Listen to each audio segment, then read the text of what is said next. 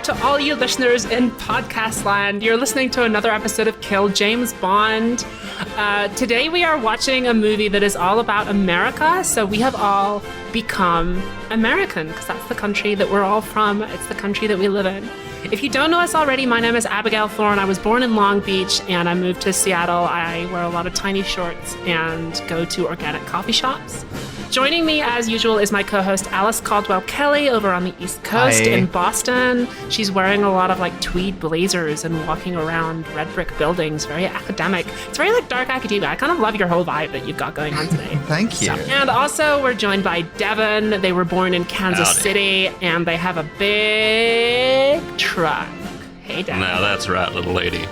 I love a good movie. I love to sit in front of a movie and watch it on my television set. Today's movie is all about America, and we have watched Clear and Present Danger. These drug cartels represent a clear and present danger to the national security of the United States.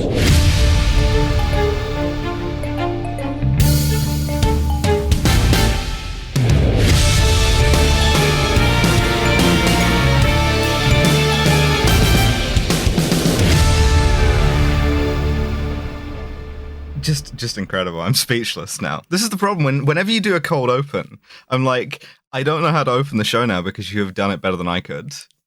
It's something that we keep doing for the Harrison Ford ones. We keep doing. We did a Russian one. We've now done Irish. Oh, we did do a Russian one. I We've now forgot done about. American. So I think maybe we'll just make this a Jack Ryan thing. We're just a different nationality every time. Or maybe we won't. Fuck you, listeners. So testing the limits of what's politically acceptable as we go to movies set in different places. Yeah. But we watched Mr. Smith Goes to Langley. We watched Clear and Present Danger, the second Jack Ryan movie with Harrison Ford, the third one overall. Yeah, Jack Ryan is back, and this time it's political. That's right. That's right. Because they've discovered the existence of Drugs.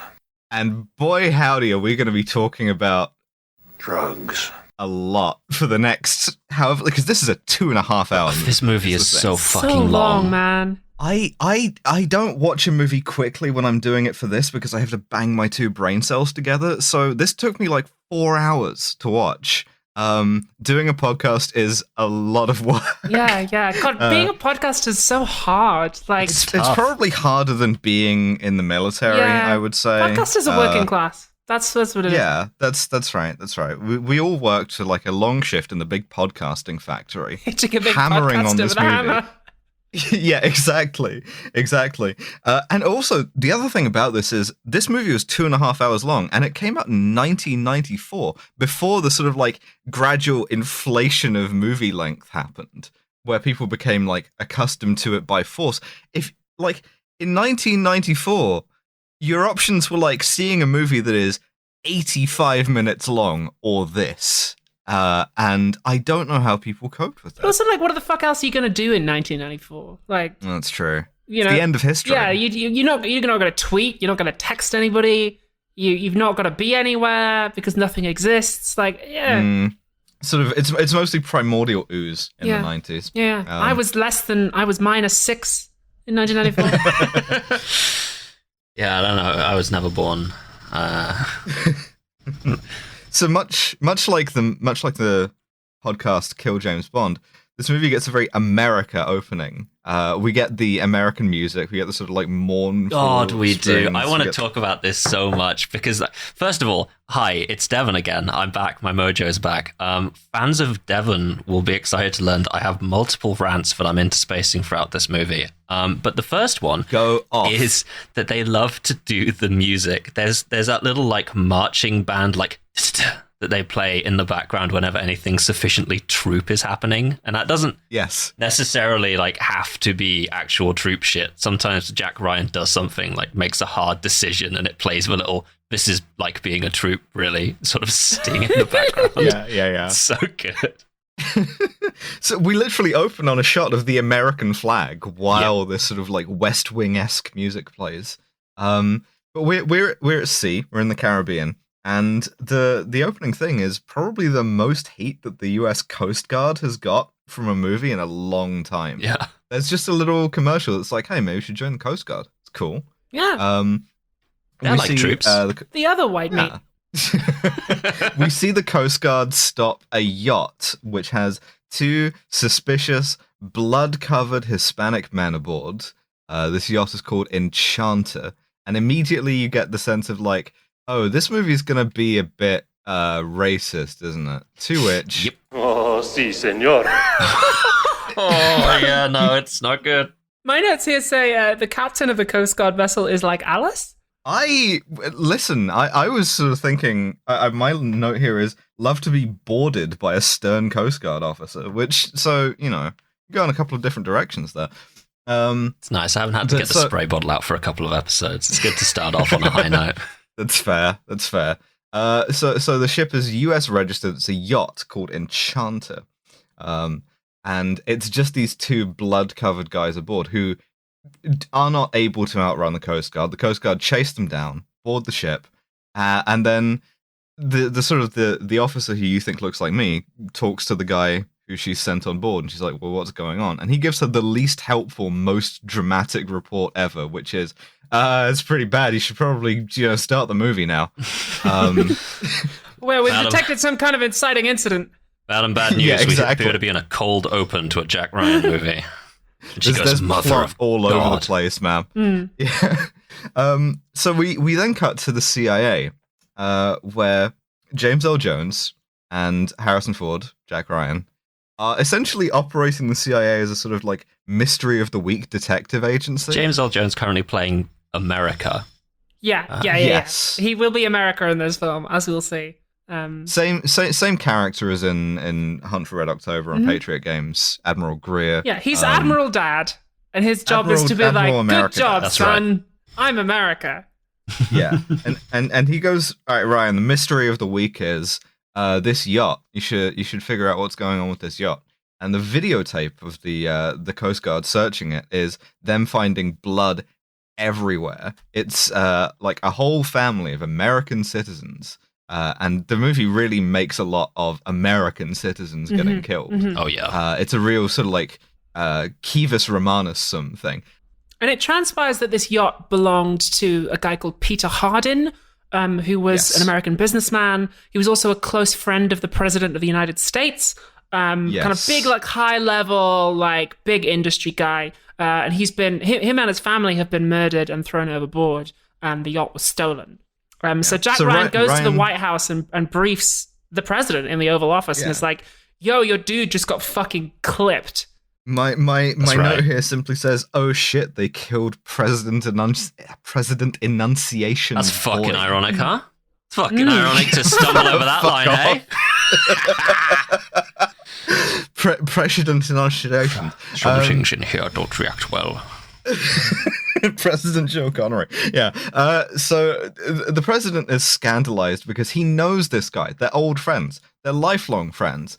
He's an upstanding citizen, and he's just been killed. And he wants to know why. He says everything like that. By the way, in fact, I think this comes in the form of drugs. Why? Yeah, because they're like, look, we reckon this has something to do with drug trafficking for reasons. Must be a drugs related thing. And the predator's like, God damn it, it's the drugs again. It's the goddamn drugs again. Yes, yeah. At this point, I would like to refer to the button that I have that describes the theme of this movie. Drugs. Selling dope, heroin. I promised the American people I would do drugs. Or steroids. Why?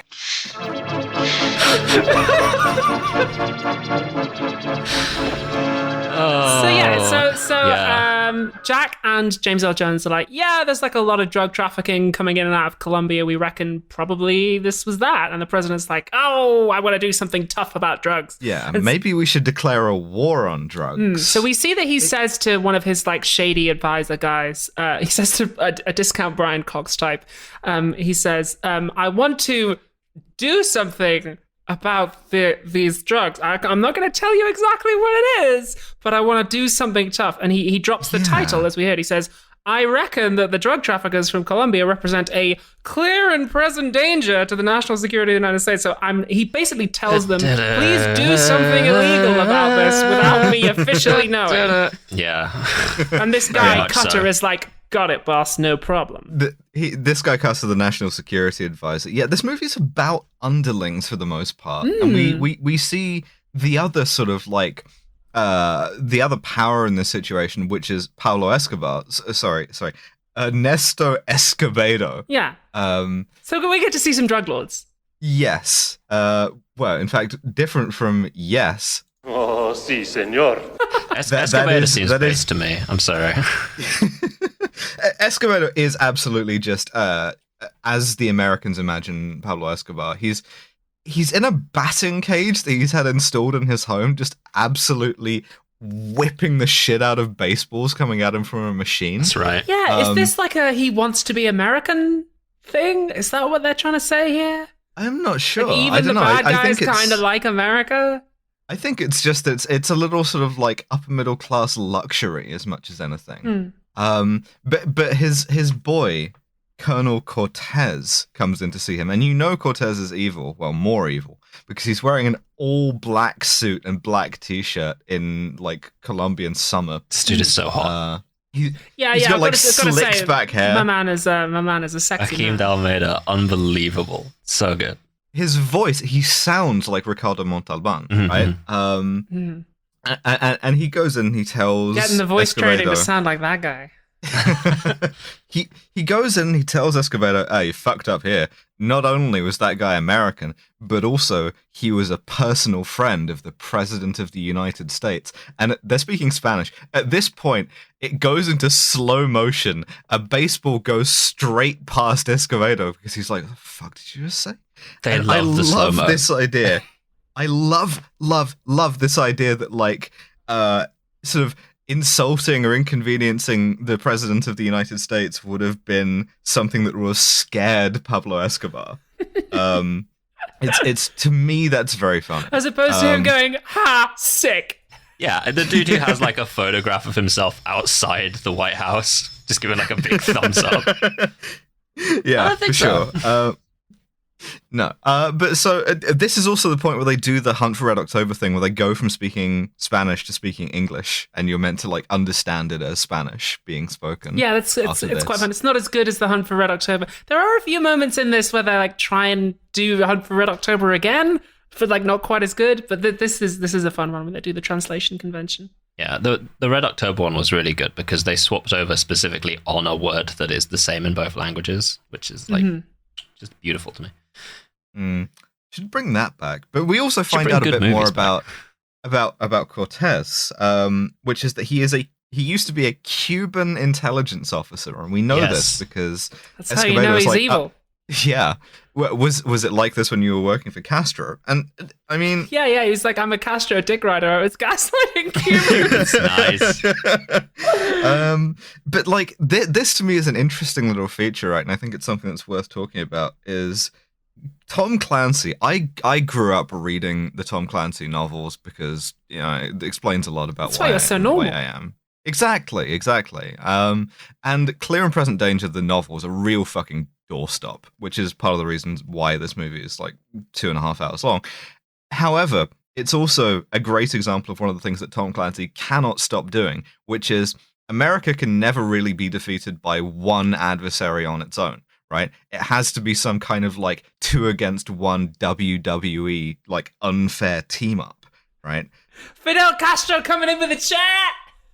Exactly. So like it's very seldom the Soviets. It's the Soviets and somebody else, or it's Castro and the drug kingpins, or it's the IRA and I guess like black liberation terrorists. Yeah, not great. And like the reason why I want to talk about this is because this is still an abiding feature of shit like the writing in Call of Duty games. It's partly because it avoids having like a single identifiable real world antagonist, but like Call of Duty, Battlefield, all of this shit, it loves to be like, it's the Russia-China Federation because it's both of them at once, or it's the United Arab Republic again, and it loves to do this, and it's a very parochial idea that America one-on-one can take anybody, but it's only once you start sort of ganging up, then we're in trouble. Yeah, it's only when you're playing dirty against noble America. Exactly. Then we go back to, we learn one thing about Cortez, which is that he has an insider. He has somebody inside the American intelligence community who's feeding him information. My man has, well, we don't find this out yet, but I'll save my reaction for that. But we go back to Ryan, who Son's a dipshit. Gets a phone call. Yeah. Son's playing with a submarine in the sink and is like, why won't it float? It's a submarine, mate. Idiot. It's a boy, by the way. The boy, they didn't know whether it was a boy or a girl at the end of the last film. Yes, it's a boy. It's Jack Ryan Jr. Yeah, by the way, during the briefing about all of the drugs, James Earl Jones just goes, oh, for a second. He takes like 1 hit point of damage. And exactly at that point, 1 hit point of like damage in Minecraft. He's fucked. And he's like, dead. Because the thing is, right, I get health anxiety quite badly, right? And I used to be much worse. And one of the things about that was that like any movie, any TV show where you suffer a symptom of any kind, oh, you're fucked. Dead. It's over for you. If you just go, oh, you're dead. You cough once, dead. Nosebleed, mega dead. James Earl Jones catches the deadly virus known as I'm gonna fucking die disease, of which the main symptom is tummy hurt a bit too much. Oh, that's right. But specifically, we find out that James Earl Jones has cancer, has terminal cancer. James Earl Jones, who is playing the role of America, like we have seen the President of the United States. Yes, he's America. Order an illegal operation, and now James Earl Jones, symbol of America, has cancer, which is one of his own cells, is like growing and too powerful and is trying to kill him. He has symbolic cancer and is dying, and says, "Yo, I'm gonna die later in the film. In the meantime, Jack Ryan, you're completely unqualified, but I need you to do my job of being America." Jack, I need you to become the deputy director of the CIA. This is something I can just do. Yeah, you are the most naive dipshit in the world I've ever met in my entire life. Take my job. But he's naive in the way that like Captain America is naive, right? He's meant to be a kind of like a noble Boy Scout himbo. Yeah, except it just kind of falls flat because they mostly just get the himbo. Yeah. But there is one line. Yeah, I would love to talk about this at length, and I will when it comes up. Yeah. There is one line, and some of the dialogue in this is pretty good. And one of the lines I like is when he just recognizes Ryan's sort of like ambition. He goes, "You've been to the White House before. You've done my job." And Ryan goes, "Yeah, once. I hated it." And he just goes, "No, you didn't. You fucking loved it. You loved it. You loved that shit." It's like, yeah, got his ass. Because the thing is, right, this doesn't happen in the books for another. They jam another couple of novels in there, but Ryan becomes president of the United States. He does off of this shit. That's his character arc, right? As he becomes president. It's why we're probably going to end up talking about Air Force One as a Jack Ryan movie. Absolutely. Even though it technically isn't. But so, yeah, I like that. And meanwhile, we see a little bit more about the evil guy's plans. So Cutter, the guy who was told earlier on to do illegal shit, is working with a guy who's confusingly called Ritter, who is played by an actor called Henry Czerny, who I really love this guy. He's so good. Yeah, Czerny's good. He's like, Hugo Weaving isn't available, so we got him, and he's really, really good. He does a great kind of like, he's like Agent Smith in this. He's really good. But they're doing something that the president doesn't officially know about, called Operation Reciprocity.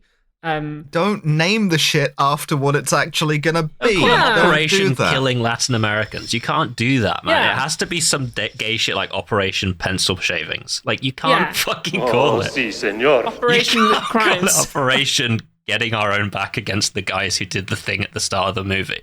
It's kind of Operation Leander, right? And incidentally, I really like Ritter in this, the way that he looks. Yeah, he's got this like wire-framed really glasses. He's cool. He's got the sort of like slicked back hair. He is the way every neocon ghoul who has ever been in the federal government has imagined themselves, right? Oh, fully. I love him. Paul Wolfowitz was 100% like, yeah, I look like that. I definitely look like that. And he didn't. He was a miserable little shit, but like that's how he pictured himself, I'm sure. When we do the Mission Impossible series, we're going to see Henry Czerny again playing much the same role. Yes, we fucking are. He does a great line in like weird guys in offices with conspiracies. That's his whole thing. But also, they're not going to tell Jack Ryan about this plan because they're like, Ryan's too straight-laced. He's too cool. We can't tell him about this. He's a Boy Scout. They literally called him a Boy Scout. Yeah, my note for this specifically goes, "Oh, I'm so mad the new deputy head of the CIA is too nice. He's not corrupt at all. I'm so mad." Brackets looking directly at camera. Jack Ryan is too base to play ball in Washington. Yeah, and they use him. They use him to like provide political cover because he doesn't know. They have him go to the, I guess, oversight committee, the intelligence committee, and say this fucking scene, man. This is the funniest thing ever because there's a lot to set up. First of all, is that this is like his first major thing, right? And he is nervous about this, and they sell that by like he can't decide what tie to wear.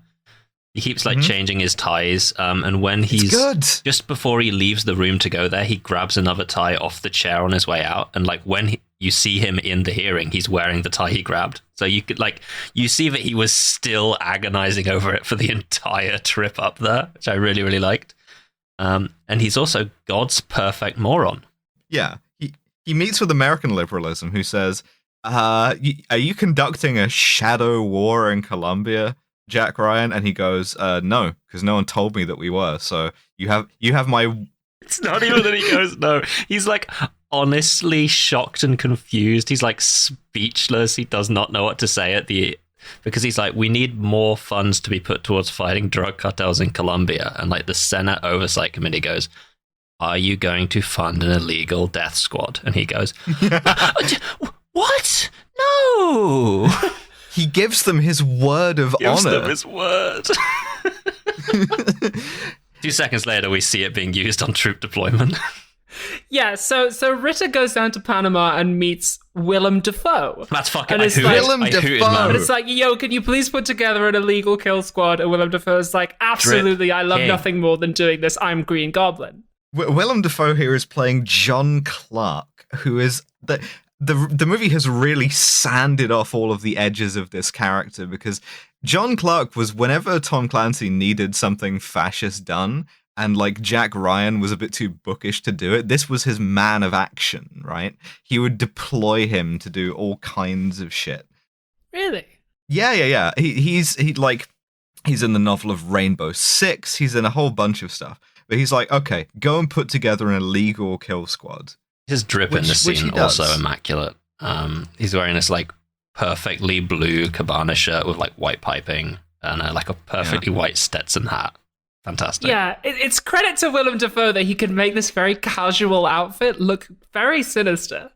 Yeah, so good. Another very good line that Ritter tells him they want what every first-term administration wants, a second term. Mm-hmm. Nice.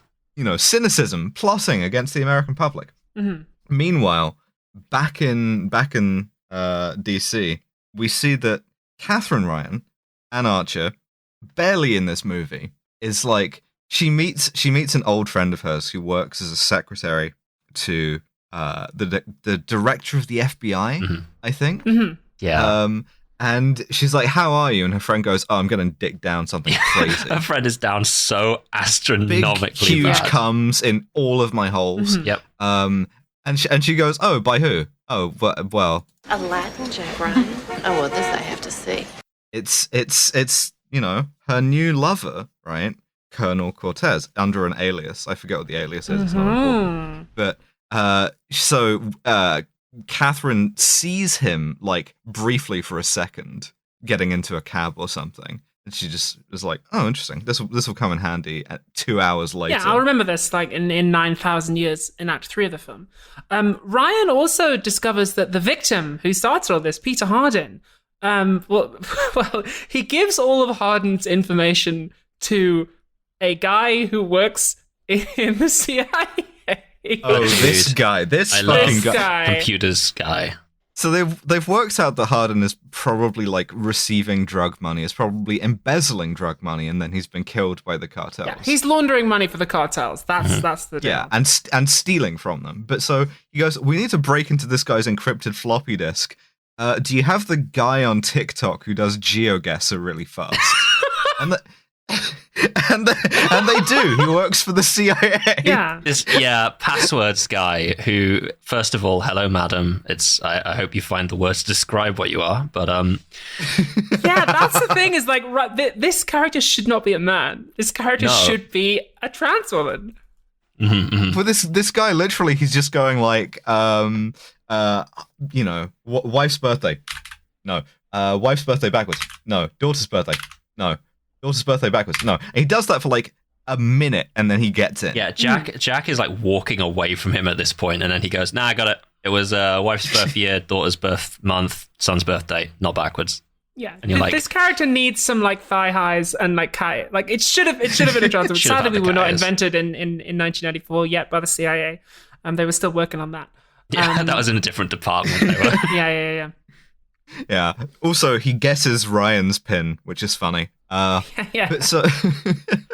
Also, something else I want to say about this actor that I noticed, it's kind of an aside, is that the actor playing this role has acne scars on his face, and it made me realize that you never see that nowadays. I don't know whether that's true. Because skincare has gotten better or because casting has gotten stricter.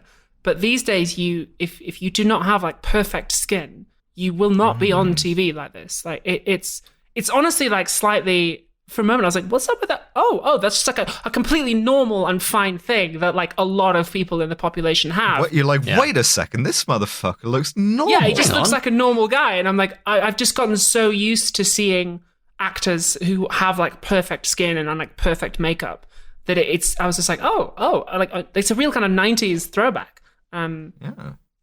So Ryan goes back to the White House to tell him that his boy is like probably embezzling from the drug cartel, and we see that he has instantly become a regular at the White House. Like he's on first name terms with the security guy at the gate. When he goes into the Oval Office, they unironically do the like, there he is, here comes trouble, they'll let anyone in here these days. It's sick. But it's the president. It's very good. Yeah, my friend the president. It's quite cute. Yeah, President Joe Biden, which is extremely good because like he gets informed that his like longtime mate was skimming money off of Colombian drug cartels, and his response starts with, "Oh man," which I was like, there he is. There's our boy. Listen here, Jack. Yeah. And the president does turn around and say, okay, cool. Well, what we're going to do is Hardin's got $650 million sitting in an offshore account. What we're going to do is we're going to seize that money. And then I can go out to the American people and I can say, hey, we're fighting the war on drugs because we've just seized a whole bunch of money from the cartels. So let's do that. And Jack's like, whoa. This link between Peter Hardin and the cartels is just a theory. Like, somebody's going to have to go down there to Colombia and prove this. And the president's like, hey, I just saw The Hunt for Red October. My line now is I say, go on, then off you go, son. Absolute dipshit. Walks into every conversation he has, he gets played by the other person. Intercut with this, we see John Clark is putting a team together. Yes. Specifically, we see Sniper School, US Army Sniper School, where they have this very cool exercise set up, which I'm told is realistic, where they have a bunch of guys with binoculars and a target, and the guy has to get as close as he can while the people with binoculars coordinate a search for him and like hit that target, which he does very well. We see this sniper get incredibly close, and they finally get him to reveal himself. And the sergeant major in charge goes, "Soldier, how did you get that close to me?" Emotionally. Soldier, I love you. How did you get me to open myself and become vulnerable in an intimate way? And this is a guy called Domingo Ding Chavez. You know who this guy's fucking played by? I hooted when I saw him. The name escapes me. I recognize him. Yeah, Raymond Cruz. Fucking fantastic lad. You'll recognize him as Tuco Salamanca from Breaking Bad. Oh, fuck! It is! And he sells it well because his first line is screaming at the top of his lungs, which is also a Tuco Salamanca special. So the thing about Domingo Chavez is that, because again I grew up with this shit, I also grew up with the early Rainbow Six games, which have John Clark and Chavez in them, but they list them like surname, forename, like Clark John. And so, to my mind, this is just ingrained in my head. He is Chavez Ding. That's his name. It always has been. I see. I cannot change this because that's how it's written down. So for the rest of this movie, I will be calling him Chavez Ding. Sorry about this. Fair enough. I can't help it. It's deep brain shit. But so they blowing up recruit him. they blow up planes and they attack drug labs. They do a bunch of they do illegal paramilitary. They do shit, Black Ops shit. Yeah. Yeah. Absolutely. It's not good. I want to be clear on this this is the one. this is the point at which the film starts to get a little bit tonally confused, because the way that this conspiracy has been set up with Cutter and Ritter, we're like, okay, this is evil. It's bad that this is happening. It's like illegal paramilitary stuff. But when we cut to the troops, in particular when they are being inserted into Colombia, the soundtrack specifically is American horns and do do do do do do, and it's very might as well be Fortunate heroic, Son. and it's just very unusual. And all you'd have to do is to change the music to make it more sinister. But it's really odd that the film wants us to think that these guys are heroes, even though we've been told that what they're doing is really bad. This is the problem that will get worse.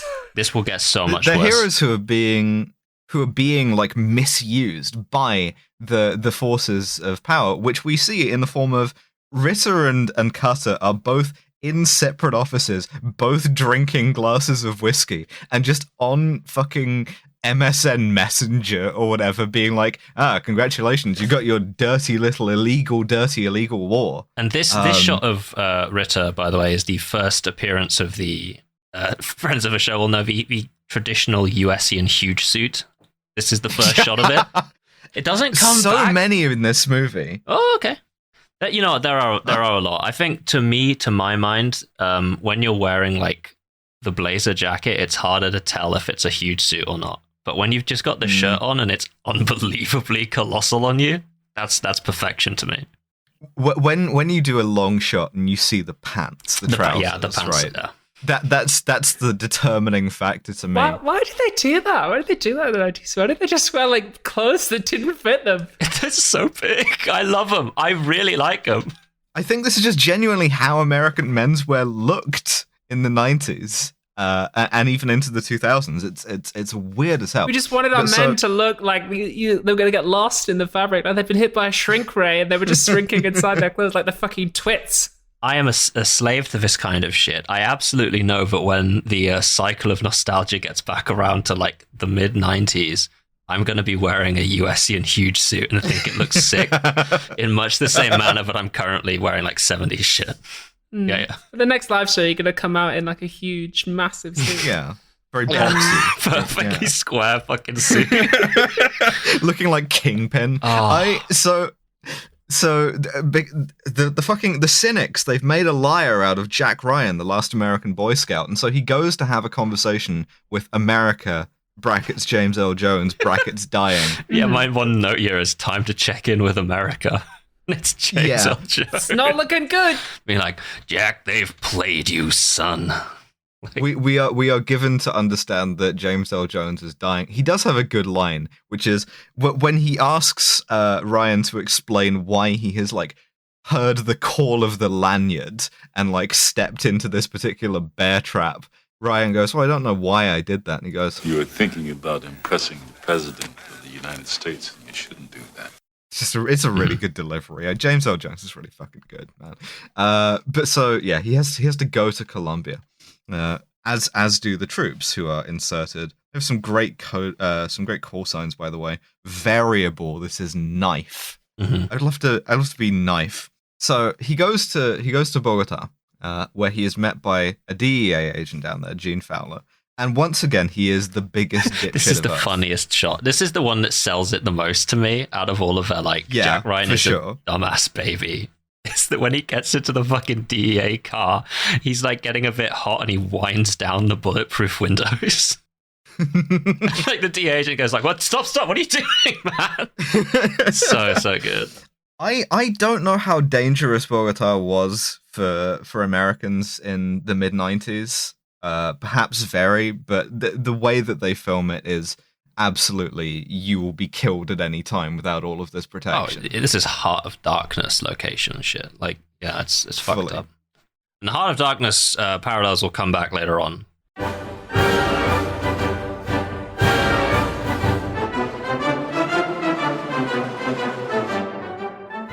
Well, howdy. If you're hearing this, you're the victim of a fun new thing I'm doing. I'm interrupting your enjoyment of this podcast to tell you that if you'd like, you can head on over to patreon.com/killjamesbond. You get access to our entire backlog and, of course, 2 new bonus exclusive episodes a month. And the entire backlog, it doesn't have these clips in them. So if you don't like hearing this, or whatever the hell I think of to do next time, you should probably head on over.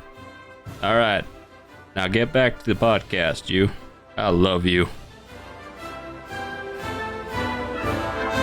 Summarizing slightly, Si, senor. Willem Dafoe and the lads disrupt Ernesto's drug operations. They blow up a cocaine farm and a bunch of planes and stuff.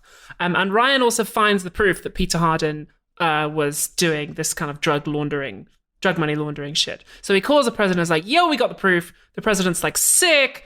He goes on TV and is like, yo, we got the drug money, lads, using drugs, selling dope. He owns Ryan again in this conversation because even though the US has an ambassador to Colombia, Ryan gets saddled with the job of telling the Colombians that they're not going to see a dime of that money. Yeah.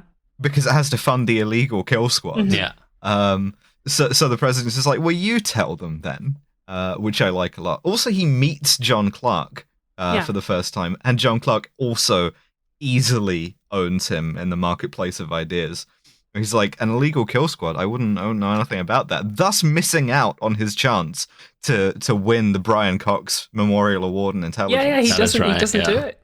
But anyway, the president says, okay, cool, I'm going to send the director of the FBI down there to visit you and, help sort all this out. But of course, as we know, Cortez is having incredible sex with the director of the FBI's secretary. That's right. Cortez, in a way that is a little bit racist, given that he is described as a Latin Jack Ryan, has infiltrated the federal government dick first. And so this insanely down bad woman immediately calls him the second her boss is leaving for Colombia to be like, oh, hey, the director of the FBI is coming to Colombia. And the weirdest part is she doesn't know that he's a spy. She doesn't know that. She's just like volunteering that information to him. She thinks he works for a coffee company, which is the front for it. Incidentally, just because the movie thinks you've gotten bored because you haven't seen tits in a minute, when she does call him, this goes to a special switchboard in Venezuela operated by a very sexy woman. Yeah, it gets a little bit James Bond for a moment there because she has a tape recorder that plays like ambient noise of, I guess, Venezuela, like Colombia in the background. Yeah, for sure. So the FBI director is going to go down to Colombia, to Bogota, and Cortez is going to kill him. But so he's plotting out this ambush, and he's like, well, love to be there with the boys. However, I got this other thing. Yeah, I got to tie up loose ends. Yeah, I got to go murder a woman. He flies up there at the same time. This is intercut with Ryan sort of like meeting the FBI director. There's an old friend of his who's an FBI agent who's in the convoy. Dan, don't remember, not important. Don't get attached to Dan. Do not get attached to Dan. He's wearing will a be red dying shirt very soon. They're in the convoy, and Ryan is like briefing him on Colombia like he's been there for more than a day. And also, like quite racistly. Oh, yeah. Quite racist. Oh, si, senor. Because he's like, what's the food like? And Ryan goes, it's like Mexican food. Which, first of all, no, it isn't. Go fuck yourself, you racist piece of shit. They're totally different. They're not even that close together. No, like geographically, ethnically, it is different. Okay, so that's the first thing. It's like Mexican food, and the guy doesn't like Mexican food. The other thing, how's the water? Oh, you want to use bottled water, otherwise you'll get the shits atrociously. You want to brush your teeth with bottled water, or you'll get the shits atrociously. And this was like that's a Mexico in the 90s or 80s reference, right? Like that's how Americans thought of Mexico. I fucking had to dig into like studies of Colombian water quality. This is the 90s. kind of fucking detailed research that one of the people on this podcast does, listeners. I hope you appreciate how 1/3 of the podcast goes the extra mile. Yeah, this is probably why it takes you 4 hours to watch a movie like this. Is because you have to pause and go to like fucking looking up fucking water tables. Go like Google Scholar. It just bothered me. All right, Oh no, it's completely it bothered me to the point that Colombia had pretty good water, even in the 90s, but especially in Bogota, especially in the kind of hotel that you put the fucking director of the FBI in. Most of the reason why the water wasn't good was like shitty pipes, which it's just racist. It's literally just, we are in a worse country now. The normal rules don't apply. And being here like the quality of life is so bad that even just an everyday thing like brushing your teeth can make you sick. And it's like, it's just not true.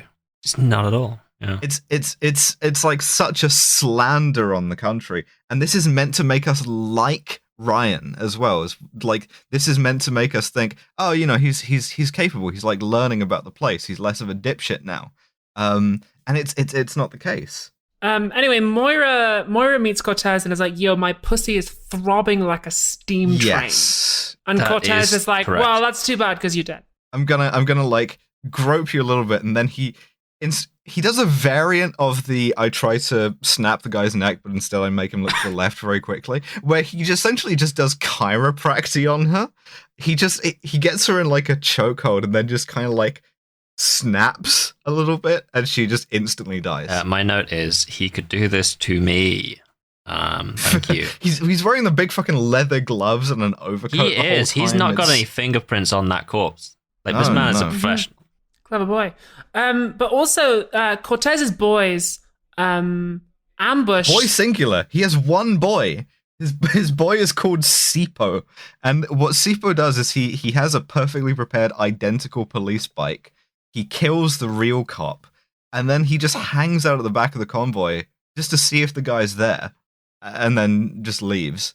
And what happens is... My understanding was that he directs them to the ambush. Okay. Yeah. Okay. Well, what we get is a genuinely probably the best action scene of the movie. Oh, yeah. There's a little bit of silly slow motion, but yeah, we get a very good sort of like a well prepared ambush where they blow up the first truck, they blow up the last truck, and the rest are sort of stuck in this narrow street, and they're sort of then raked with fire from the rooftops. One of the things I like about this, it makes the RPG, the RPG-7, as terrifying as it probably should be. That's right, yeah. Because in so many movies, like from Black Hawk Down onwards, it's sort of like this comedy flare gun that you like pop one off in the general direction of some Americans and they all go RPG and duck and then everything's fine. Whereas here it's you point this thing at a vehicle and everybody in there is like incinerated sort of device. Mm-hmm, mm-hmm. It's good. So Ryan sees everybody get killed around him, in front of him. Including Dan, memorable character Dan. Yeah, Dan gets fucking not gunned down in the streets of Bogota, which is not Dan. what happened. What am I going to do with my Dan action figure? my Dan Aykroyd figure. The one sort of weak link of this is that they don't really use blood a lot because it's PG-13. They don't really use sort of Hong Kong squibs. So what it looks like when Dan gets shot is he just goes, "Oh, my back!" Like it looks like he's just got really bad lower back. Dan dies of cramp. Yeah, Dan is dead. We should have got that chiropractor in. But so Dan is killed. The director of the FBI is killed. Yes. Ryan has to do some sort of slightly implausible stunt driving to get out of it, and he's left like on the street covered in blood. He has to like call his wife. It's not too improbable. He does like a J-turn. I mean, my dad can do a J-turn. Yeah, it's nice that he calls his wife though. Yeah, he does call his wife. Yeah. She's very worried about and he's him. like, Dan's dead. And she's like, who? Oh, Dan. Oh, sorry. Dan? Not Dan. Dan. Do you have a surname on that one at all? He's like, no, he's they go into his funeral and it just says Dan on the grave. Like there's just no other. Like, oh fuck, it was Dan was Ryan's Mitchell in so he many really ways. was, yeah. It's a very Mitchell situation. Yeah, he did. God, that perimeter's checked now. He's checking the perimeter of heaven now. That's right. But Ernesto, the drug lord, is like, yo, what the fuck? I didn't order this. I didn't tell everyone to go and attack the FBI. And Cortez is like, oh, it must be one of the other drug lords who's making you look bad, King. We see that Cortez then immediately calls one of the other drug lords like, hey, great work. We're going to get his ass next, which will be important later. Also, All of Ernesto's dudes, incredible fits. This is like taking place at one of his kids' birthday parties, and it's guarded by like 12 guys, all with Uzis, wearing white double-breasted suits and standing on the fucking roof. It's the coolest shit in the world. I want to be a cartel guy so badly. It's the fit, incredible. And this kicks off a cycle of escalation, right? Because Ryan comes back to the US, they repatriate the bodies. It's quite a powerful scene, coffins and flags and all that shit.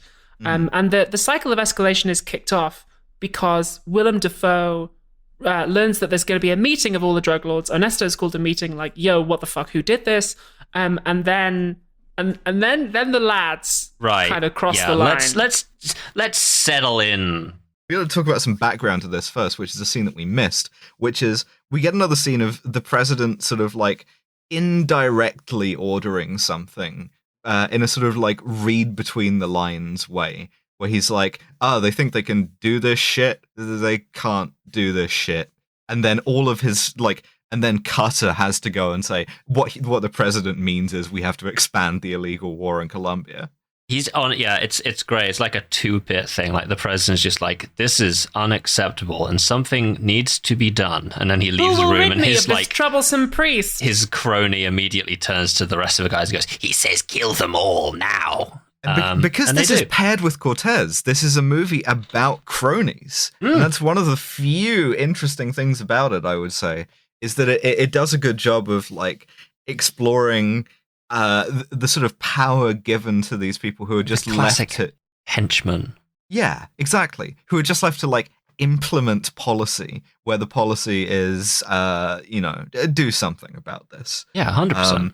It is good. I'm not sure that like if the director of the FBI was assassinated in a foreign country, I think the president of the United States could probably get on TV and say, my fellow Americans, fuck Colombian sovereignty, the airstrike started 5 minutes ago. My fellow Americans, we are already in there. Yeah, yes. Would probably still carry public support, but there's this quaintness to the constitutional crimes of this movie, this idea that like not only would it bring down an administration if anyone found out that they were deploying special forces deniably to a country, but also like I'm laughing. I've just realized that this movie seriously believes that like this would somehow bring down the president if they found out that he was doing illegal military operations, as opposed to everyone would be like, yeah, of course he is. He's the president of the United States. That's literally his job. Not only would this bring down the presidency, but like anyone in America would be shocked by this. Yeah, it's laughable. It really is. I mean, you look at the shit the CIA and the US military had been doing in Latin America since basically forever, but in particular at this point, 1994, this movie came out. This is sort of... This is post-Reagan. Reagan has been like sending money and weapons to like explicit fascist death squads in Latin America for ages. And when he got caught doing it, he just said, "Oh, we didn't do that." And then a Marine colonel went down for it, and nothing else happened. It's a movie whose thesis has already been disproven. It's the classic Ronald Reagan quote where it's just like, 3 weeks ago I came before the American people and said we would not trade arms for hostages. My mind and my best intentions still tell me that's true, but the facts do not, which is like an insane thing to say. My mind tells me it's true, but the facts do not. It's like, you should resign if that is the case, my dude. You just admitted that you're insane. Incredible. So Ryan comes back to the US. Where Kathy is like, oh, by the way, you remember Moira, that lady whose pussy was like full of big, huge cums from that guy? Yes. Well, she has also died at the same time as her boss. Isn't that weird? And Ryan immediately puts the two pieces together, and he's like, wait a second, she was killed by a Latino man. This can only mean one thing. And they use the identigraph.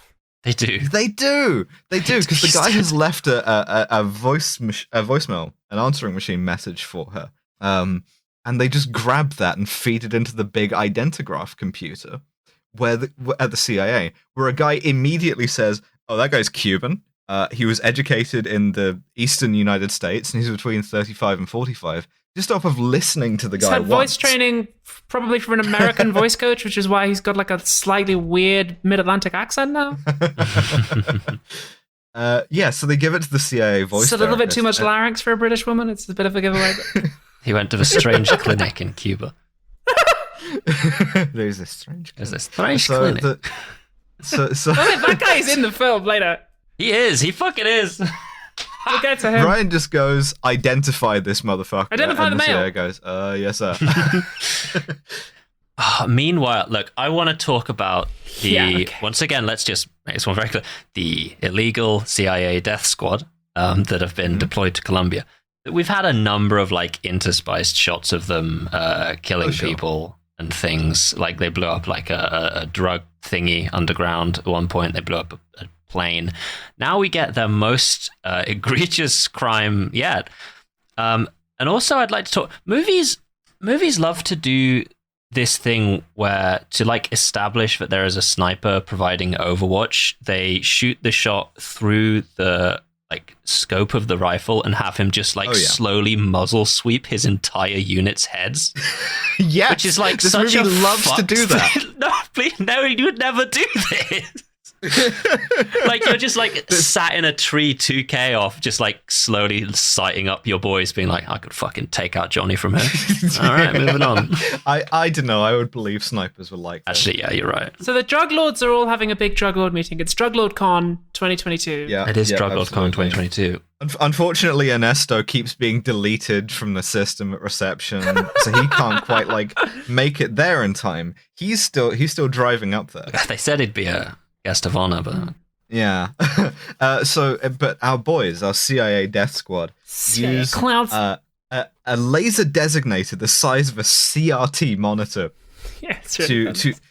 to laser a big stupid truck that one of them has. During this shot, I do have a screenshot of this. Willem Dafoe is using the smallest binoculars I've ever seen in my life, and I love it so much. What he sees through those binoculars is that whilst the drug lord meeting is taking place inside, there are children outside playing football on the lawn with, like, you know, a nanny. Willem Dafoe sees this. We, the audience, see that he and the lads in the death squad see this, and he sights them up anyway. Yeah, specifically, of the two, Willem sees this and fucking... Oh, God, what's his name that you remember? Yeah, Raymond Cruz sees Chavez this. Ding, yeah. And they both just continue to paint the target. I think this is intended to be read differently. That's certainly how I wanted it to be. But at this point, right, the bomb has already been dropped from the plane. Call sign Easy Rhino, by the way. And then as they're guiding it in, when I guess there's no time to stop it because it's a dumb bomb by this point, then they see the children. And they're like, wait a second. Oh, shit, it's too late. And the point of this is they've done something horrible on accident and they're all traumatized and you should feel bad for them. Yeah. No, sorry. I don't believe that. Because they are watching the compound through... Like, how did you not see this? You must have been watching the compound when the cars rolled up and these kids got out. I don't believe that they don't know. Yeah, I'm not saying it makes sense. I'm saying that's what the movie wants you to read this as. And also, like, intent doesn't really matter. So at this point, Willem Dafoe and the lads... fucking cancel the CIA death squad. Cancelling the CIA death squad. You are cancelled. You can't be like, oh, this isn't a good look, bestie. Intent is not magic. Willem Dafoe and the lads commit a fucking war crime is what they do. Yes, they murder these children. But an illegal CIA death squad commits a war crime on film. And I just need the audience to just hold that nugget of information in their fucking minds. Remember this, because the film doesn't. I insist that the viewpoint of this is a horrible accident and regrettable. And the worst thing is, to me, that shows the movie's cowardice, right? Because it would have been a better movie if it had them make the decision to do it anyway, which is how both of you saw it in the first place. But genuinely, if you'd opened with a shot of the kids and then had Clark go, yeah, fucking send it, that would have been more unambiguous, it would have been better, but it doesn't have the courage of its convictions to be like, oh, an illegal war is bad, but not because the troops do bad things. And if they do, it's like because of like the fog of war. You know, what can you do? But also, no, I'm sorry. Like this film has such, as we will see, has such a fucking hard on for the rules and being honest that even if that was the case, you still go to fucking prison for like manslaughter, whatever the war crimes equivalent of manslaughter is. You still fucking killed a bunch of kids. Like the response, you don't get a happy ending after that. Like fuck this movie. Like Unprovoked Violence 9. Like fuck this fucking film after this point, right? And we see that Ritter and Cutter are like, oh, that's too bad. A bunch of kids got fucking killed. Cutter even says like, that's the body of a child being taken out on NBC, and Ritter's like, well, that's kind of a bad look. But as far as anyone knows, it's cartel on cartel violence, and it's just a car bomb, you know, it wasn't us. That's right. They think they play it off as a car bomb. Yeah, we also get the worst kind of movie intelligence work, which is the big computer spits out the name Felix Cortez. Like that's how they identify Cortez. Is it like his name just comes up on a computer where the CIA just has a database of everyone's voice. Stupid. So Jack Ryan gets to do some analyst stuff now, where he asks. I want to take a second here because my dad is up now, having discussed the CIA death squad. This was the point at which I paused the film to figure out how much time I had left, and saw that this was like a 2-hour, 20-minute fucking movie. And there should be a government agency, like a 3-letter government agency that ensures that if you try to make a 2.5-hour movie, you are shot in the head and killed immediately. There's no way to do it. Like it's not fucking Heart of Darkness. It's not. You're not a fucking auteur. You're not Herzog. It's not like a beautiful meditation on the inherent contradictions of the human soul, is it? It's fucking Clear and Present Hamlet. Danger starring Harrison Ford as Jack Ryan. Even fucking A Gear the Wrath of God was only an hour 40. No story that you want to tell doesn't come from like the very core of your being could possibly be worth this much of of my fucking time. But they make it anyway. It's a forced march by this point. Or at least give me a 15-minute interval. If I'm expected to watch a 2.5-hour movie, I want it to become a core facet of my psyche from here on out. This needs to become part of me. But it doesn't. It was shit. So the one of the DEA's listening posts in Colombia has found a voice that matches Cortez. And they have his phone call of him going, hey, you want to help me betray Pablo Escobar? And at this point, Ryan calls them up and he's like, hey, have him arrested. And the DEA agent goes, the Colombian police, Jack, do not pick up members of the cartel. I mean, unless they've got some kind of a death wish. Again, go fuck yourself. Like, not to defend the honor of the Colombian police, right? That's not what I'm doing here. However, the idea that Colombian police were uniquely scared or corrupted by drug cartels does not hold up. The idea that, like, they never did anything also did not hold up because many of them did have death wishes. And I'm not going to sit here and apologize for the Bloc de Busqueda and say that they weren't a sort of semi-fascist death squad in their own right. But, like, at least they were getting shot at back, right? It's the arrogance of this movie to be like, you know, Colombia is not only this, like, shithole where you can't drink the water, but it's also so totally controlled by the cartels as to be a narco state when that was, like, never a settled piece of law, so to speak.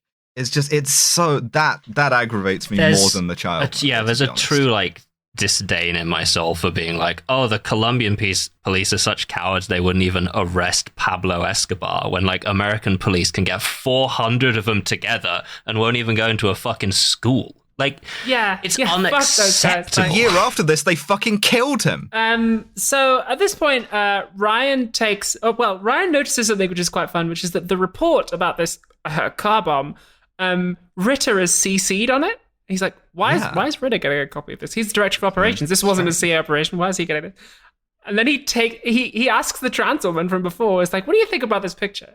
Oh, and we get to hear what I've written down as man who is sexually aroused by coding. Because, well, I say man, because he literally goes, oh fuck, I'm gonna have to write a program. And then he turns to his big computer and he's like, all right, let's go. And it's like, oh my god, okay, fine. I guess this is the price of having to employ a computer guy. Meanwhile, Ryan is he's doing some war nerd shit. He asks himself, what happens when a car bomb goes off? Explodes. He gets a big stack of books. This to me is the trans girl shit. Welcome to it's not the programming. Devon spots another minor character that they like. You know who that fucking was, baby? Sam Raimi's brother. He was in the last one as well. Ted Raimi. Yeah. He's fucking right. I love this guy. He was doing the same with the last one. The people love to tell him to enhance. That's what they do. Yeah, he's a satellite imagery analyst, I think is his. He was looking at tits in the last one. Yeah. So Ryan does some trans girl war nerd shit. He gets a shitload of books and he identifies the weapon system. And he draws a picture of the weapon system as an anime girl. You're telling me a Jane wrote this fighting ships? Yeah. And thanks. I'm not giving you that one. Sorry. Meanwhile, we get a nice little parallel. We see Cortez doing the exact same shit. Yeah, this is a really good scene. I like this one a lot. He identified. They both come to the realization at the same time that this is an American bomb rather than a car bomb.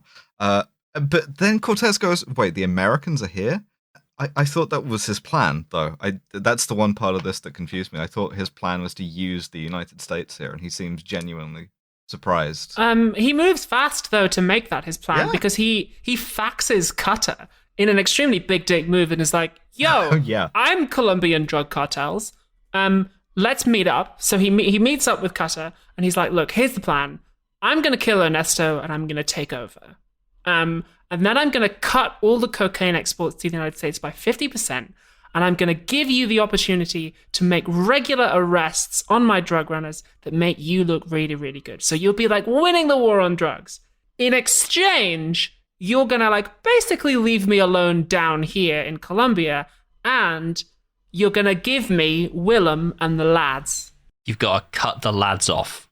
You're going to betray the troops. And this is a very, very, very Tom Clancy idea. The idea of the Special Forces troops being betrayed at the negotiating it's like The table. Rock. Ed Harris is getting mad about this to Sean Connery. You know what it's like The Rock, but you know what else it's like? It's like the paranoia on the American right about secret POWs in Vietnam. The POW MIA thing, where they were like, we think that there's still Americans who are, taken captive in Vietnam, and the administration, the government didn't want to know about it, so they're just still there because they were betrayed. And it's like, there's no evidence for this. The Americans, in terms of their policy, are remarkably precious about their troops because they're their big special boys. They are the specialist boys in the world. Look, James Bond is still in North Korea. This is just something we all have to deal with. There are POWs in every country. And that's the way of things. But also, at this point, it's just the film really wants me to care about this. He's like, look, I need you to give up Willem Dafoe and the lads. And I'm like, yeah, cool. Kill them. Of the illegal CIA death squad? Who murdered those children? Yeah, absolutely. Those guys should die.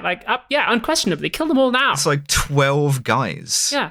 Who are all war criminals. They need to die now. Why aren't you killing them now? We can also talk about sort of the relationship that this movie has between the American soldier and danger, right? Because when Chavez Ding is recruited, they tell him, it's a illegal CIA death squad, extremely dangerous. You're going to be there 6 months. If you don't die, you can take your pick of assignments or whatever. And all of these guys are sort of briefed on that basis of, oh, you might die. But it's in this way where you're only supposed to face death. You're not supposed to experience it. And all of these guys fucking complain about this shit when they get killed. Not that I wouldn't complain if I was getting killed. But they're like, wait a second, nobody... And it's like, no, they absolutely did tell you that this was a possibility. Very clearly up front. You did, in fact, went sign for up anyway. for this. Yes. Yeah, you quite literally did.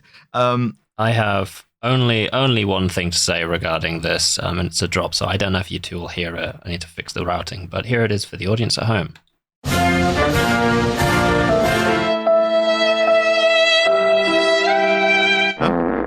I hope someone does kill him. That'll be really funny for the audience, but it didn't come through for you, I'm afraid. I look forward to listening back to it. It's a damn shame. Great work, Dev. At this point, Ryan figures out, he does some computers hacking shit on Ritter. He has to go and talk to America one last time, and America looks like shit. America is dying. America has... He goes up to James Earl Jones and is like, is being deputy director of CIA like being a troop? And America goes, yes, Jack. It's exactly like being a troop. There's a very interesting thing here, which is...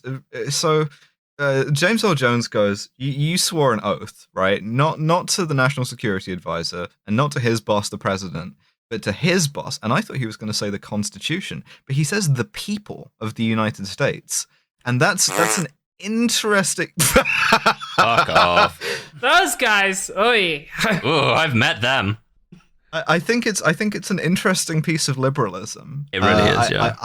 Yeah, it is. I'm not sure you would even get away with it now in a liberal movie of this point. I think you would say the Constitution, but the idea that the president is accountable to the people. It's like a parody of West Wing, right? Like, it wouldn't even go that far.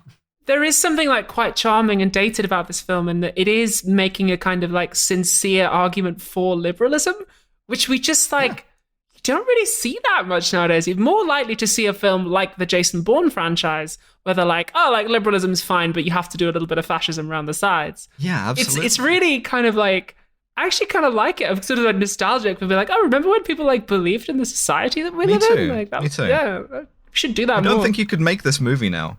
Yeah, I'm becoming Confucianist. I'm being like, we need to restore dignity to the rituals. We must all like purify ourselves. I'm supporting Keir Starmer's like patriotic, muscular liberalism. That's what we need, guys.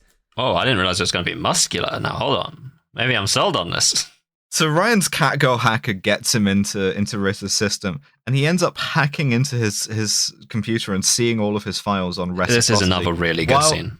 Yeah, while Ritter is just in his office, and he tries to distract him, it doesn't work. Ritter just sees him on his computer remotely, and it's like, we get a fantastic liberal pair of lines, because Ritter quite smugly goes, computer theft's a very serious crime, Jack. And Ryan goes, so are crimes against the Constitution. This is a really good scene, right? Because like Jack is hacking into Ritter's computer to read these files, and he like rings up the CIA analyst girl and is like, all right, how long do I have, do you reckon? He's like, well, as soon as you log in, Ritter will be aware of it.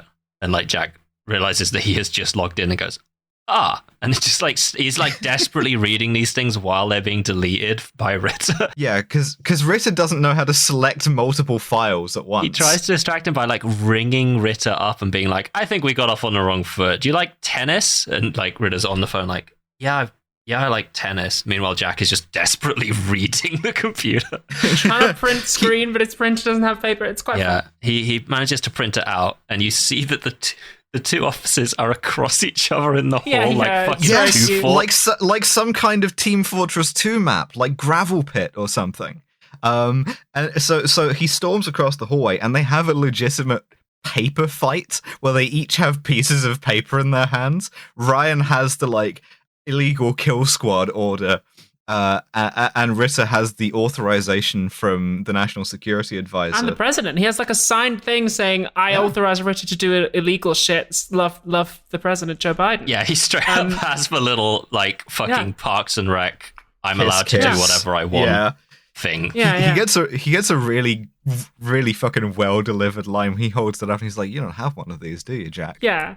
Also, he tells Jack Ryan like, "You lied to Congress, buddy. Like, feel free to expose this illegal kill squad. Nothing's gonna happen to me because I have a get out of jail free card. You fucking lied to Congress, you dumb shit. You're the fucking fall guy. Like, America is corrupt, and there's nothing you can do about it." And then, of course, what happens symbolically is that James Earl Jones dies.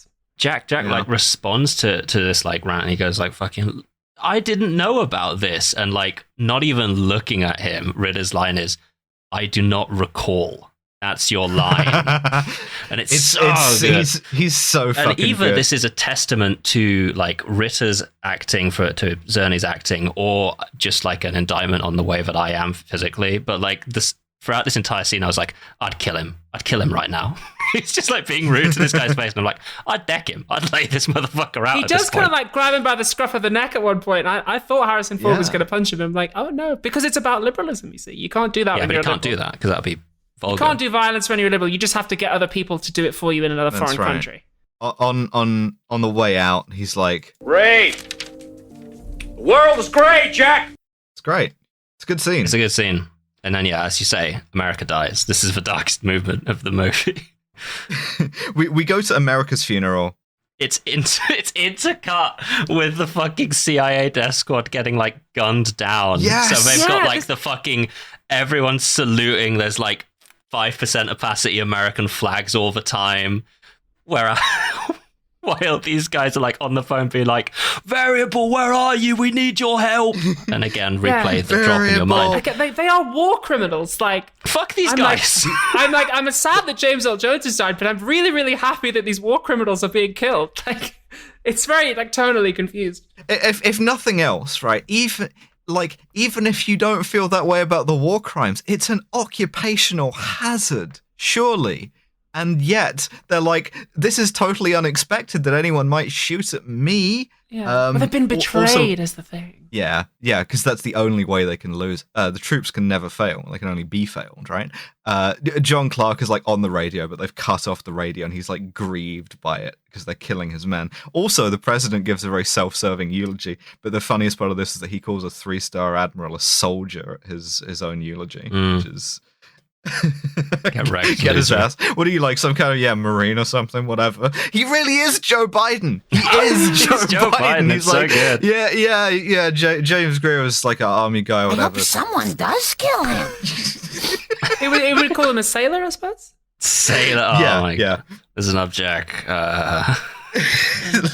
Listen, Jack. Semper, whatever. Remember when he just like stood on stage and just claimed that he had cancer? What a fucking legend! Honest to God, like we talk about this a lot. Trump is the funniest president that's ever lived, but Biden is really fucking funny in his own ways. Not on purpose and not intentionally, but just mwah. Oh no, he can be funny intentionally. The bit where he was like, where he called a guy old and fat and said he would do push-ups. We don't have any funny leaders in the UK. Like, we don't. Even they try to be, they're just cringe. Like, I'm struggling to think of a prime minister who was like genuinely amusing. Actually, to be fair, Liz Truss is like opening tweet like, "I'm ready to hit the ground on day one." Like, what's genuinely quite funny. So good. Yeah, like maybe we will finally get a funny prime minister. So Custer and Ritter, they call Clark up in Colombia, and they're like, "Listen, if you kill Jack Ryan for us, because he's going to come down to Colombia, then we'll turn the operation back on and we'll save all of your men." Yeah. They're like, it's all Ryan's fault. Yeah, it was like 3 men remaining. So we go to the airport in Bogota where Ryan steps off the plane, is immediately confronted with the scary racist crowd. Like, someone jostles him, and there are many cops, and it's all a bit frightening. And he immediately, Clark just kidnaps him. But one of the best bits of this is something that we don't see. It's like only implied, which is either Clark decides for himself or Ryan persuades him to do this. But he calls them and goes, "Yeah, I killed the guy, turn the thing back on." And they immediately like overplay their hand and go, "Yeah, we weren't going to turn the thing back on. We just told you that because we wanted you to kill him." And then it cuts across and like you're sitting there with Ryan still alive, who is like, "I fucking told you so." And it's really good. It's really good. But then this sets. Then the last half hour is just transplanted from a completely different film. Yeah, this feels like when they said to the director of Jason Bourne, like, "You've got to do action at the end." So we just get like 30 minutes of like Willem Dafoe and Jack Ryan have to go and rescue the lads, and it's like, they have to kill a bunch of guys who all have like extremely cool submachine guns. But because it's Tom Clancy, he has to show us in excruciating detail. Like, they go and they get a pilot, and then they go and they get the helicopter, and then they go and they get Chav, and I'm like, what, dude? There's one fun line where they get the helicopter where he's like, "Well, I'll sell it to you for $2 million." And Ryan goes, well, can I take it out for a test flight first? And he goes, sure, it'll just be a deposit. Okay, how much is that? $2 million. Yeah. Oh, by the way, that guy was good. Bond's Cuban contact from Die Another Day. I was like, oh shit! There's a strange clinic. Yeah, there's a strange clinic. There he is.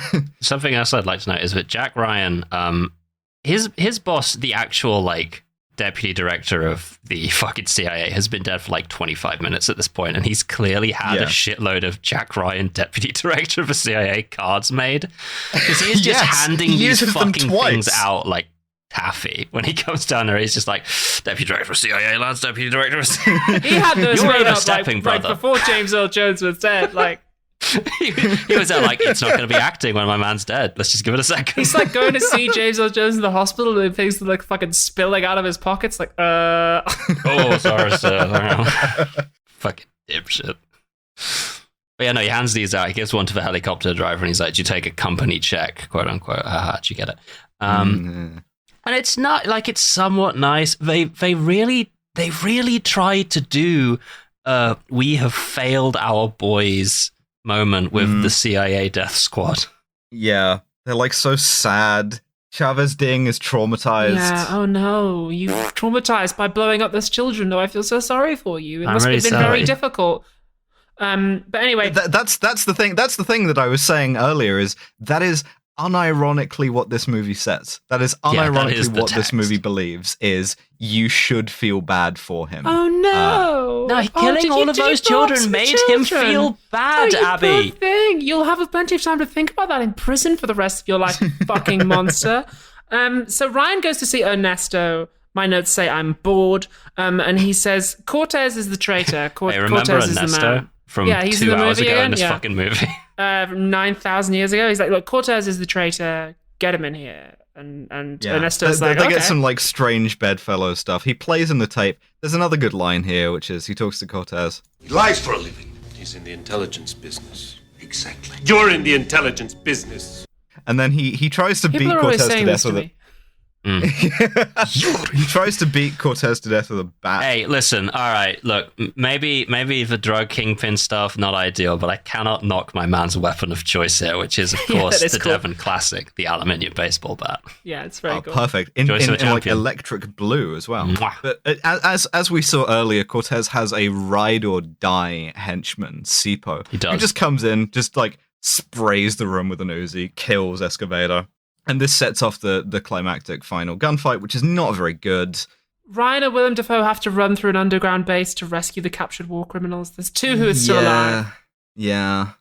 They rescue them. Everyone has a really weird gun because this was made during the depths of the assault weapon ban. So, Willem Dafoe has this really sort of cut down AR-15 pistol. There's a guy with an Uzi carbine at one point. So yeah, they have a shootout. It's not very good. Ryan never picks up a gun, which I do appreciate. Yeah, that's interesting.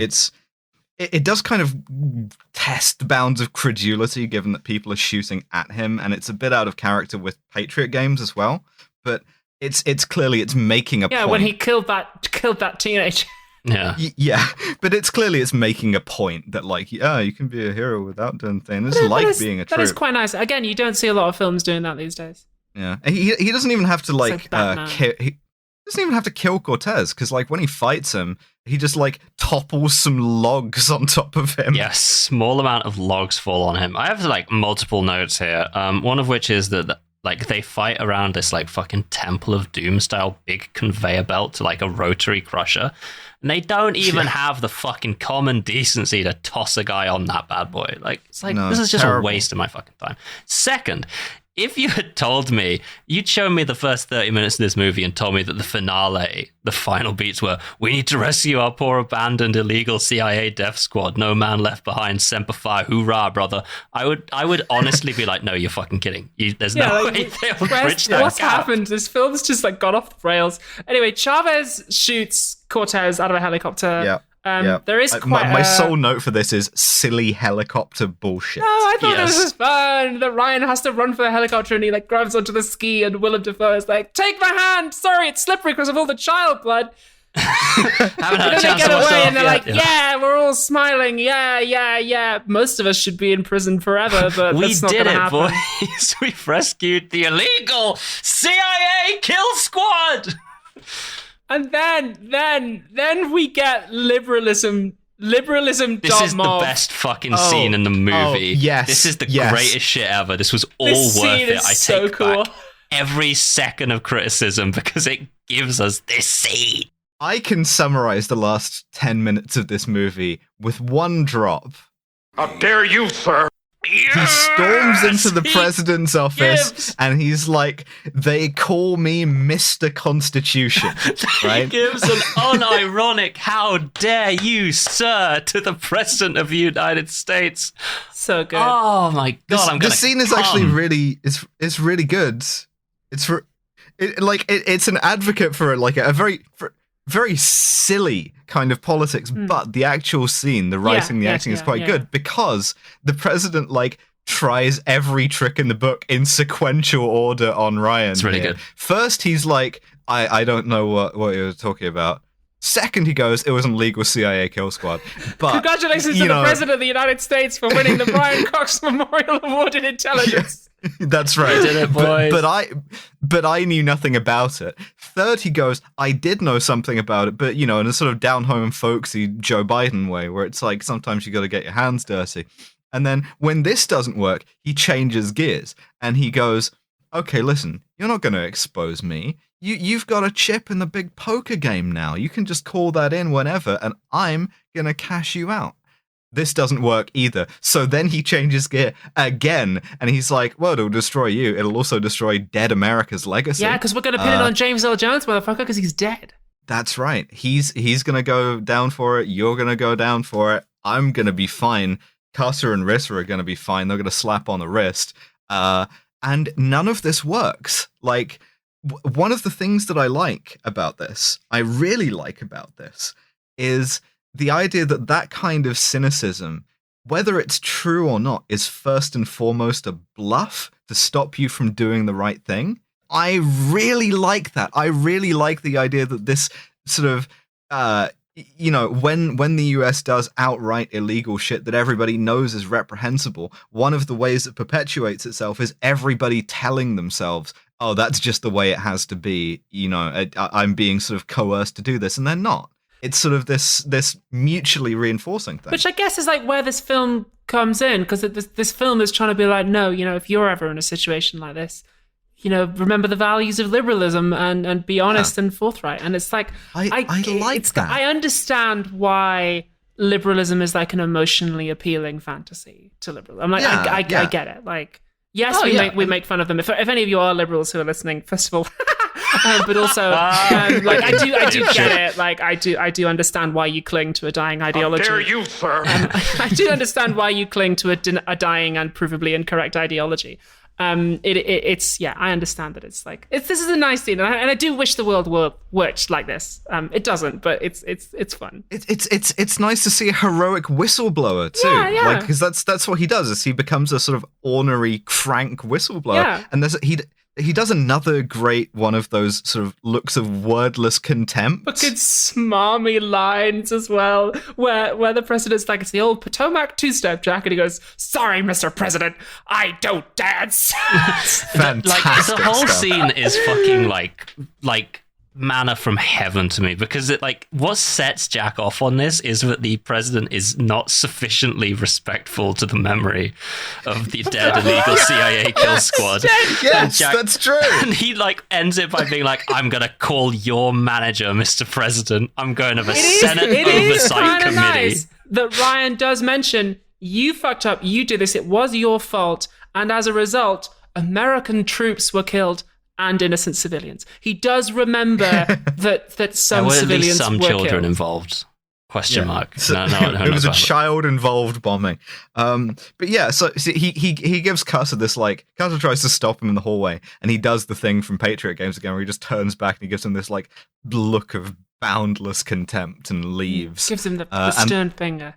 Yeah, and the last we see he is testifying before Congress. He is under oath, and he's about to blow the whistle on the whole thing and blow the whole thing wide open. Specifically, the last thing that happens is they say, do you swear to tell the truth, the whole truth, and nothing but the truth, so help you God? And he says, I do. And the credits roll. It's like, oh. The entire way through this fucking thing, again, they are playing the troop shit is happening, like marching band music in the fucking background. Unbelievable.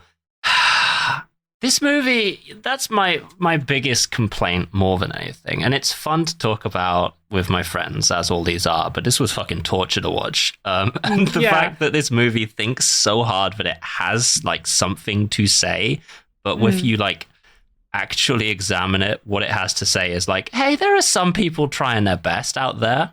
And it's like, maybe there fucking are. I don't care. Fart noise, kill him. I don't give a fuck. Very, very materialist sort of thing. Like, the purpose of a system is what it does sort of thing. That's right. The leftist edit of this film would be, I would leave it exactly the same, but just before the credits roll, I would put up a title card that says, Jack Ryan bravely testified in front of the Senate Advisory Committee and exposed the war crimes that have been committed, sanctioned at the highest level of the US government. Pause. Nothing happened.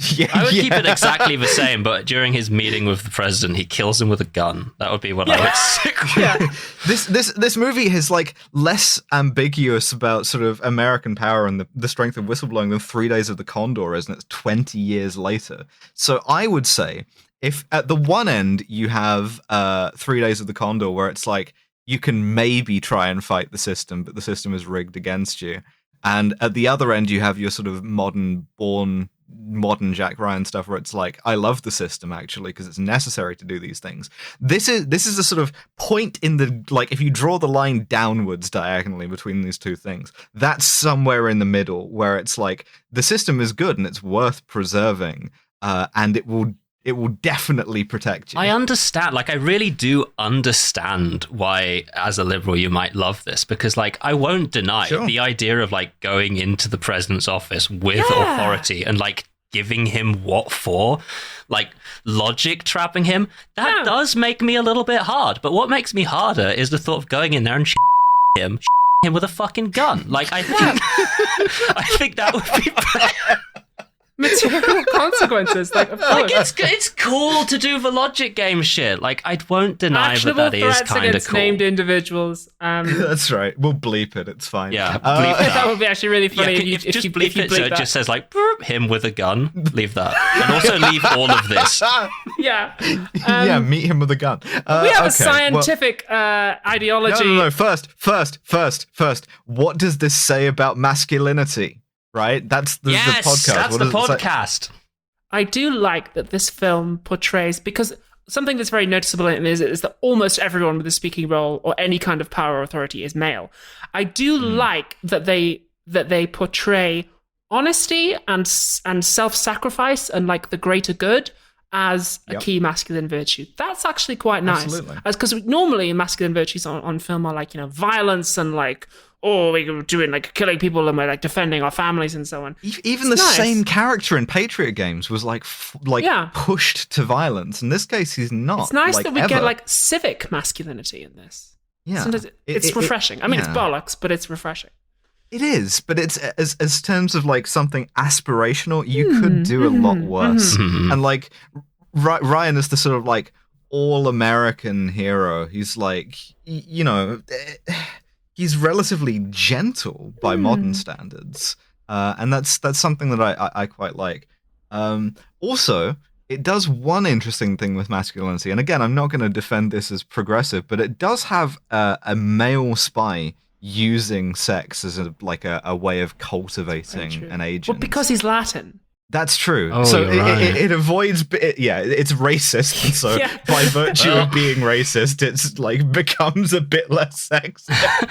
It's the old two-step, baby. You got to balance the racism and sexism. Right. One step forward, that's right, one step back. Two-step. That's right. We have a science-based dancing system on this podcast. It's called the Scum System. We do. Yeah, we do. It stands for SMARM, cultural insensitivity, unprovoked violence, and misogyny. How smarmy is this movie? 10 out of 7. This movie is jacking itself off. So play "How Dare You, Sir" again, please. How dare you, sir? Oh, for real though, I think in terms of, like, movie ass lines, I think Because I mean, like, liberalism isn't itself a form of smarm, although they do overlap.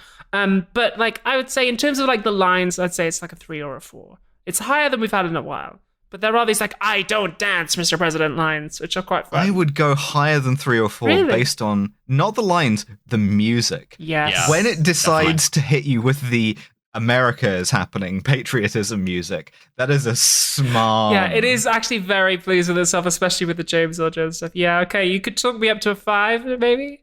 I would do 5, certainly. Devin? I feel 5 slightly low, but I'll happily stick with it. Okay. Yeah. I feel like this film is going to pick up points later on. Cultural insensitivity. 9. Oh, si, senor. A Latin, Jack Ryan? Oh, well, this I have to see. It's just got to be a 9. Like, It simply this has shit to about be. the water, like. I didn't dive through all of this information about Colombian water tables to not give this a 7. Also, again, the cop thing, which is like, you know, Yeah. okay, they're not good, but are American cops that much better? Fucking The violence, the unprovoked, unjustified violence. I'm like, I want to give this a full 7 out of 7 for asking me to overlook the murder of children. It's not often that a movie asks me to do that.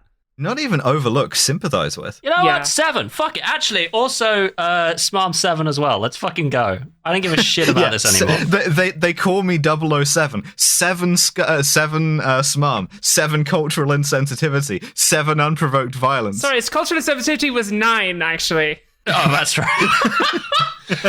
Yeah. We have a very conserved effort. We could have something that scores higher than the maximum you could possibly score.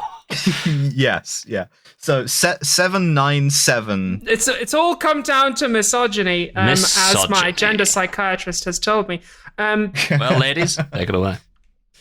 Well, I mean, this woman being atrociously horny is not great, but at the same time, she's not that. Yeah, it could be worse. It could be worse. It could be a lot worse. It has a sexy woman in there for basically no reason in case you get bored, but it's de minimis. Catherine Ryan barely in the fucking movie, only there to sort of smile with her face like one of the sort of curly brackets on your computer keyboard, like one of those. Whenever her husband's doing something patriotic, she just does one of those. She can't be a girl boss in this anymore because they have a kid now, so she has to actually just take care of the kid off screen. Yeah, I mean, we still see her working as a doctor, but it is very a lot of the scenes are everyone's a man, which is also the Hunt for Red October had this. There's only 3 women who speak in the whole thing, and it's even that trans. That character should have been a trans woman. I'm sorry. That's right. That's right. But it's kind of ambient. Misogyny to make this person a man. It's a really good it really was. That's what God said when He made me. How do you feel about a 3? I do a 3 certainly. Okay. I think it's mostly a misogyny of omission rather than commission. That means that we have a total score of 26, which is the highest we have had in quite some time. I'm looking back over the thing back here. To the Connerys there, aren't we? I mean, it's actually higher than any of the Connerys got. I'm looking back here. Yeah. This is now the second worst film we've ever seen. The only thing that was worst was Live and Let Die, and even then that was only just. And in this ever-changing world in which we live in. Do we God. Award for intelligence? Did we actually hand that to the president or? I think we can hand that to President Bennett for being I don't know anything about it, but if I did, it was a secret CIA kill squad. President Bennett. It's always the Bennett. So this film is worse than Octopussy. Another banger episode. Yeah, well, it's worse than Goldfinger. Yeah. No, it kind of was movie. both morally and in terms of watching it. I know we don't rate enjoyability of watching it, but as much as I feel some affection towards its politics, I wouldn't recommend you take 2.5 hours and sit down and watch this. Just watch the final scene between Jack Ryan and the president because it's honestly so funny. How dare you, sir? So, well, hey, that's an episode. So, is the next one? Are we going to watch Sum of All Fears, or are we going to watch? No. We're going to watch Air Force One. We're going to watch Air Force One because it's a movie. But do we want to do it in terms of Jack Ryan's career progression? I think so, because that's an unspoken Jack Ryan to me. Yeah, so in that case, we probably want to save Air Force One for when he's president. Because he's not president in the next one, is he? Does he become president at the end of Sum of All Fears? I don't recall, but it's a Harrison Ford one, and Sum of All Fears doesn't have Harrison Ford, so we'll do Air Force One, and then we'll do Sum of All Fears. And then we'll do the shitty Chris Pine one. Yeah. Jack Ryan Shadow Recruit. Chris Pine. So what? I'm really interested to see how Jack Ryan translates into like a modern political context. Because it's just going to be warmed over Bourne. It's going to be Bourne again. How are you going to do it if he's not a lib? I have no idea. Imagine Jack Ryan with like a gun. What do you... No, stop. Put it down. What are you doing Meantime, we have a Patreon. Yeah. You can subscribe to it. You'll get a bonus episode. I haven't decided what the next bonus episode is going to be. I should probably do that. The last one we did was Totally Spies, the movie, so you should tune into that. We actually had a really good time talking about it. Nice. So that's right. Can't recommend it enough. So yeah, subscribe to that. It's genuinely a riot, and we'll see you next time. Thank you for listening. Bye. Bye. Bye. Howdy.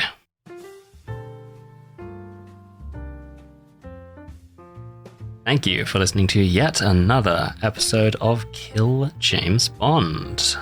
Sorry I got a bit heated at the end of that.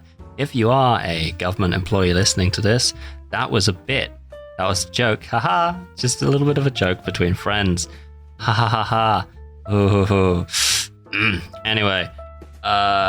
Kill James Bond will return in 2 weeks' time on the free feed with Air Force One. Technically not a Tom Clancy, Jack Ryan movie, but it does star Harrison Ford as the President of the United States doing a bunch of Tom Clancy shit, which is, if you're familiar with the books, the trajectory of Harrison Ford's Tom Clancy. Anyway, so why not?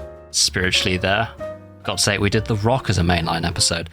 Also, Alice still hasn't decided what the bonus will be. I'll let you know that as soon as I can.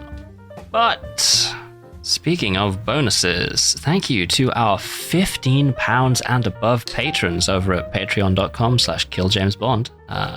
2 bonus episodes a month for just about the price of 3 tubes of Pringles. I mean, come now. You can afford to dip in your tubes of Pringles budget for that, can't you?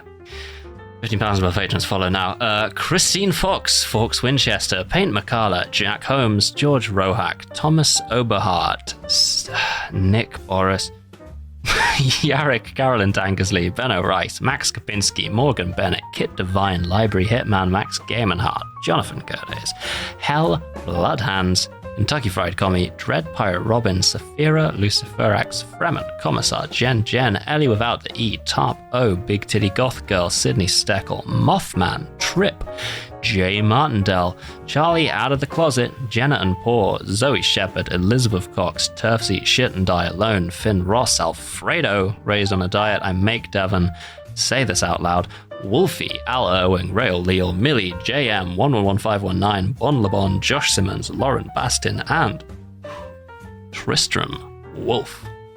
Thank you for your support. Kill James Bond is, of course, Alice, Abigail, and Devon. Our producer is the wonderful Nate Bethay. Website by Tom Allen. See ya!